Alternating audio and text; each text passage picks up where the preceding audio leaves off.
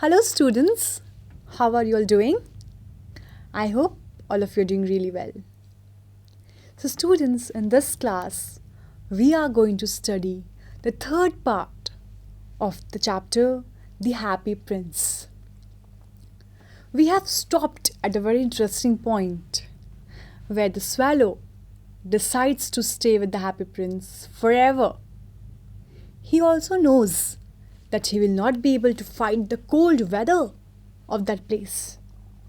But since the happy prince had gone blind, the swallow did not want to leave him alone and stay with him always. So let's see what happens now. Okay, students? So I'm sure all of you are really excited to know what the story has for us. So let's begin. All the next day, he sat on the prince's shoulder and told him stories of what he had seen in strange lands. So now the happy prince was not able to see, he had gone blind. So the swallow, he was telling him the stories of what he was able to see in strange lands. He sat on the happy prince's shoulder all the next day and he told him all the stories. "Dear little swallow," said the prince, "you tell me of marvelous things, but more marvelous than anything is the suffering of men and women." So, prince is saying, "Little swallow, you tell me of marvelous things, but more marvelous than anything in this world is the suffering of men and women." How men and women suffer. There is no mystery. There is no mystery so great as misery. Fly over my city, little swallow, and tell me what you see there. So the prince is saying that there is no mystery so great as misery. That how people, they face challenges. They face struggle. So dear little swallow, fly over my city and tell me what you see there. Tell me, what are the misery of the people in my city? So the word mystery means something that is difficult to understand or explain. So he says, Happy Prince says that no mystery is as great as misery. And what is the meaning of misery? A state of feeling of great physical or mental distress or discomfort. Okay. So the swallow flew over the great city and saw the rich making merry in their beautiful houses, while the beggars were sitting at the gates. So this is very common, in every city. The rich people, they are very happy. Merry means happy. They are making merry, which means they are happy. Beautiful houses, big, grand, beautiful houses rich people will have. While the beggars, they will sleep on the streets. They will not have food for 3 times to eat. And they have no fixed place to sleep. Sometimes they will sleep at the station. Other day they will sleep at some hut. Or they will sleep at they will be sitting at the gates. So this thing which we all can relate to, that there's a big gap between the two classes of the society, the rich class and the poor class. The rich people, they're happy, they are making merry in the beautiful houses, while the beggars, the poor people, they are sitting at the gates. It's really sad. It's really a great misery to know about. The swallow, we are talking about the swallow. He flew into dark lanes and saw the white faces of starving children looking out listlessly at the black streets. So the swallow flew into the dark lanes. Dark lanes because the people where the place where poor people live. The lanes are dark. They don't have electricity. It is very dark. And he saw the white faces of starving children. They're hungry. They're starving. The children are starving. They're looking out listlessly, continuously at the black streets. So they are looking out at the black streets. They don't know who are going to come today to give them food. Under the archway of a bridge, two little boys were lying in each other's arms to try and keep themselves warm. So you can see what a pathetic situation, that under the archway of a bridge, the two little boys, they're lying in each other's arm, they're hugging each other because they don't have sweater, they don't have warm clothes to keep themselves warm. They're just hugging each other so that because of their body heat will transfer and they will feel warm. This is the condition of poor people. So you can see the archway. Archway is a curved structure forming a passage or entrance. "How hungry we are," they said. "You must not lie here," shouted the watchman, and they wandered out into the rain. So the children are saying to each other, "How hungry we are. We don't have food. We are starving." But then a watchman comes and shouts at them, "You must not lie here. Why are you lying here under the archway? Just leave. Go." So see the treatment that poor people are getting. They're not even allowed to sit under the archway. This is the misery of the city. And we can relate it to all the places. This is very common. And they wandered out into the rain. So it was raining outside. So maybe they were trying to keep themselves warm. They were hiding under the archway so that they can be protected from the rain. But no, watchman did not even allow that. They had to go out into the rain. Then he flew back and told the happy prince what he had seen. "I'm covered with fine gold," said the prince. So as soon as the swallow flew back, he went to the prince and he told everything, that these are the things that I have seen. To this, happy prince says, "I'm covered with fine gold." So you can see the eyes of the happy prince is gone. The swallow is talking to the prince. He's telling him probably what he had seen. "You must take it off, leaf by leaf, and give it to the poor. The living always think that gold can make them happy." So when all the sapphire, the ruby, the gem, everything was gone, only thing which was left with the prince was the gold. His body was made up of fine layers of gold leaf. So he said that, "Please take it off, dear little swallow. Take the gold from my body, leaf by leaf, and give it to the poor." Because they always think that gold can make them happy. So isn't it? Don't we think that gold can make us happy? If someone comes and gives you some gold, you'll be happy to take it because we know it's of great value. Okay, let's see. You can see the swallow bird sticking out leaf by leaf from his body. Leaf after leaf of the fine gold the swallow picked off, till the happy prince looked quite dull and grey. See how the happy prince has started to look after the gold was taken off from his body. He's looking very dull, looking very not beautiful as he used to look before. Leaf after leaf of the fine gold he brought to the poor, and the children's faces grew rosier, and they laughed and played in the street. So when they received the gold, their faces grew rosier. Rosier means red. They are being compared to rose. They are happy. So when they're happy, they're smiling. So the cheeks are glowing. They have become red. They're laughing and playing in the street. You can see how the swallow bird is dropping the leaves of the gold from his beak. "We have bread now," they cried. Then the snow came, and after the snow came the frost. So children started to cry, "We have bread now." So why bread? Because it's not that the fine leaves are bread, but they will sell the fine leaves of gold and they will receive some money, and when they will receive the money, they can sell it. They can buy the bread with it.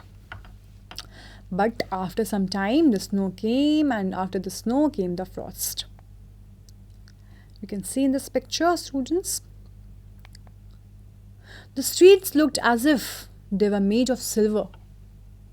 Everybody went about in furs, and the little boys wore scarlet caps and skated on the ice. The streets started to look as if they were made of silver. Why? Because of the snowfall. It was covered with snow. It looked white. It looked as if they are made of silver. Everybody went about in furs. Furs are like, those warm sweaters. The little boys, they were wearing scarlet. Scarlet caps means red colored caps. And they were skating on the ice. They were enjoying. So, this is the situation. The poor little swallow grew colder and colder, but he would not leave the prince. He loved him too well. So he was feeling very cold. He could not bear the, he could not bear the cold temperature of that place.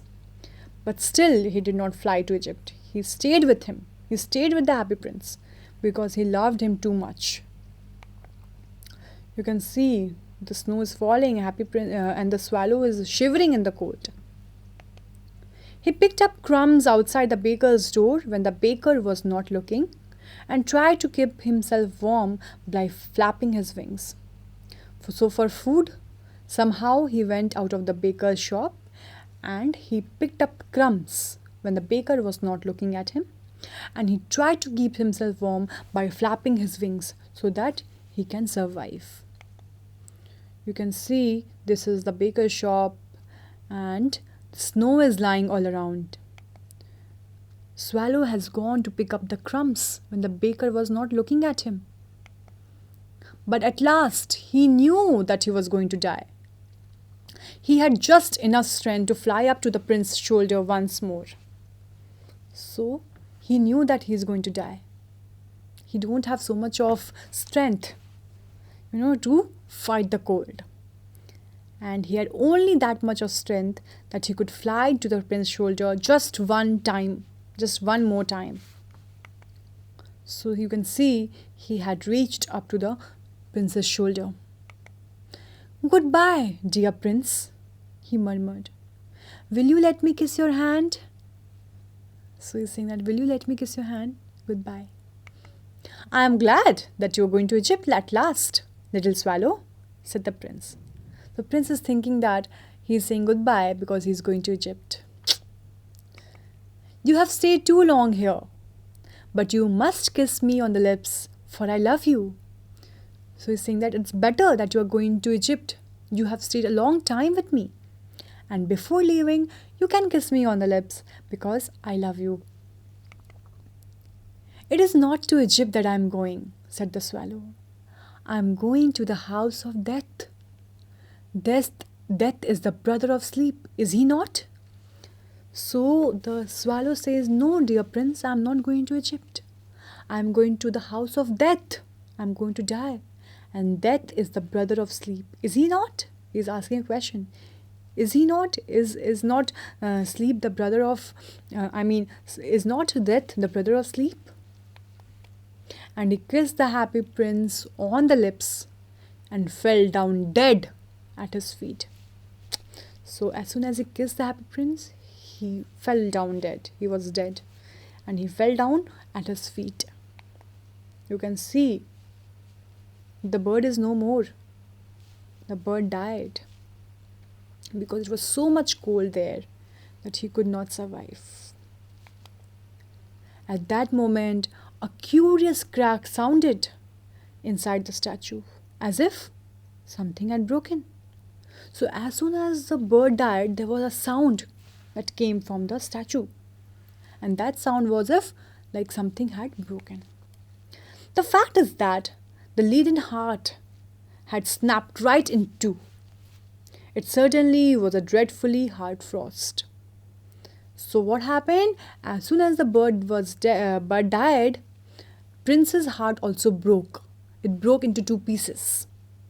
So you can see the connection between the happy prince and the swallow. The bird was dead. The happy prince died once again. His heart broke in two pieces.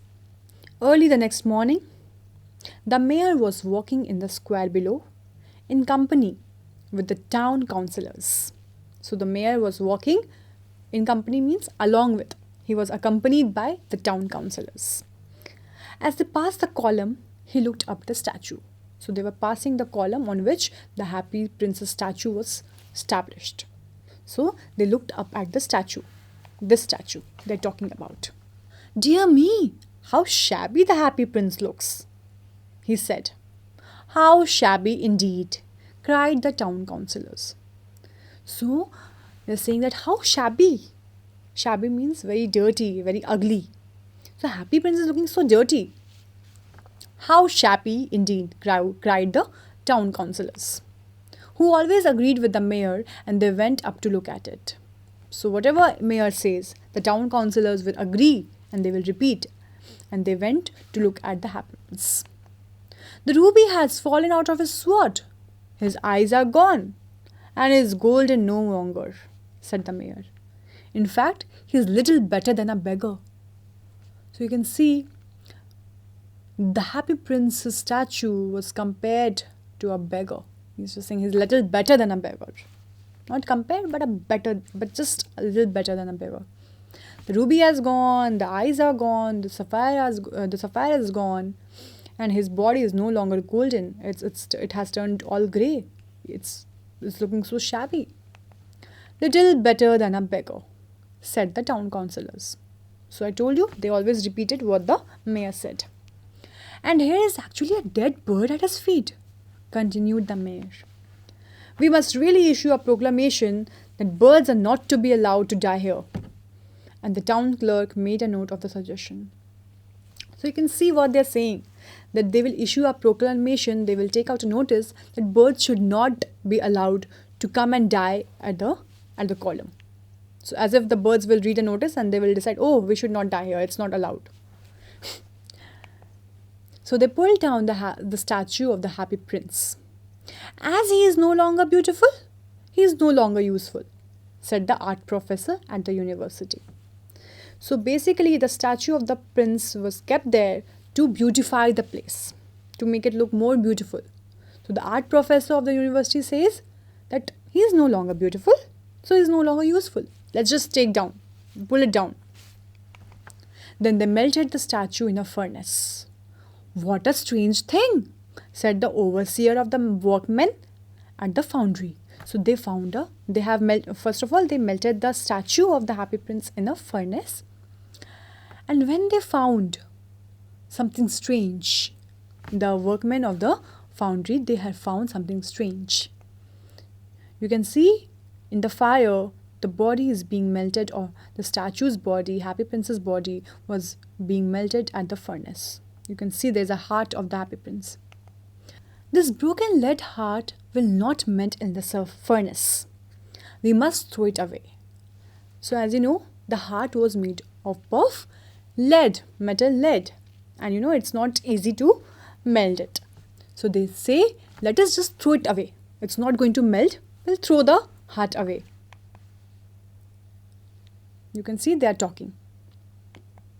So they threw it on a dust heap where the dead swallow was also lying. So the heart went near the dead swallow. You can see how much they're connected. Even when they're dead, after being dead, they're still connected. The bird, the swallow, is lying there dead. And the heart is also lying there. Bring me the two most precious things in the city, said God to one of his angels. You can see the God is talking to one of his angels. Bring me two most precious things in the city. And the angel brought him the leaden heart and the dead bird. And the angel went down and has brought the swallow bird and the broken heart. You have rightly chosen, said God. For in my garden of paradise, this little bird shall sing forever more. And in my city of gold, the happy prince shall praise me. So you can see at the end of the story, it's such a happy ending. God has taken the swallow bird and the heart of the happy prince. And he says, you have rightly chosen.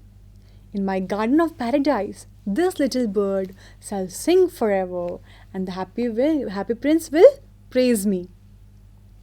This was the this was the ending of the chapter. You can see the swallow is singing and the happy prince is reading. He's also alive. He's doing some kind of work. He's reading a book. So, I really hope, students, that you have enjoyed this chapter. It's such a, we have to take away so much of lessons from this chapter. We have to learn that how we should have a heart of gold. We should be ready to sacrifice for others' happiness. In today's day, I don't see people who are, giving in nature. They just want to grab as much as they want. And they want to take things from others. But it takes a big heart to give away what you have. The happy prince, he gave away his gold. He gave away his precious stones. And swallow, its little bird, has taught us so much.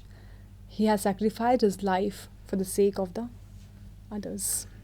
So we will discuss the question answers of the book. First question is, why do the courtiers call the prince the happy prince? Is he really happy? What does he see all around him? The first part, why do the courtiers call him the happy prince? The courtiers used to call him the happy prince because when he was alive, he did not know what tears were, for he lived in the palace where sorrow was not allowed to enter. But was he really happy? The question is, was he really happy? He was not really happy, as his heart ached for the needy people. He saw the miserable conditions of people living in his city. Second question. Why does the happy prince set a ruby for the seamstress? What does the swallow do in the seamstress's house? The answer is, the happy prince sends a ruby for the seamstress because she was poor and her son was ill with fever. Her son asked her to give him oranges, but she was so poor that she could not buy oranges for him. The swallow came to the poor woman's house and laid the ruby on the table beside her thimble. Okay? The bird fanned the boy's forehead with wings and flew back to the happy prince. This is what he did in the seamstress house. Next question. For whom does the prince send the sapphires and why? I hope all of you know he sent sapphires for two persons, right? The prince sent two sapphires of his eyes for a young writer and a match girl. The young writer was trying to finish a play for the director of the theatre, but he was too cold to write anymore. The prince sent the sapphires for the playwright so that he could sell the sapphire and finish his play on time. And why to the match girl? The match girl's matches fell in the gutter and got spoiled. She was crying as her father would beat her for this. The happy prince sent her the sapphire to her so that she would not get beaten up when her father sees what precious thing she has got. Right? Okay, next question. What does the swallow see when it was flying over the city? The swallow saw all categories of people. He found the rich making merry in their beautiful houses and beggars begging sitting at the gates. He also saw a group of wandering children who were poverty-stricken. Right? They were hugging each other to keep themselves warm. Do you remember? Yes. Next question. Why did the swallow not leave the prince and go to Egypt? The swallow did not leave the prince and go to Egypt because the prince had become blind after giving away his sapphires to the needy people. The swallow decided to stay with the prince as he was very much touched with his kindness and would not leave him alone. Okay, next question. What are the precious things mentioned in the story and why are they precious? It's a very important question. The precious things mentioned in the story are the leaden heart of the happy prince and the dead bird. Isn't it the God asked the angel to bring two important things, precious things? They were the leaden heart and the dead bird. They are precious as they did various deeds for the welfare of people and sacrificed their lives for the sake of others. So students, this was the end of the chapter. I hope you have understood the chapter thoroughly and you have also learned a lot of good things from this chapter. So students, I hope to see you in the next class. Till then, bye and take care of yourselves.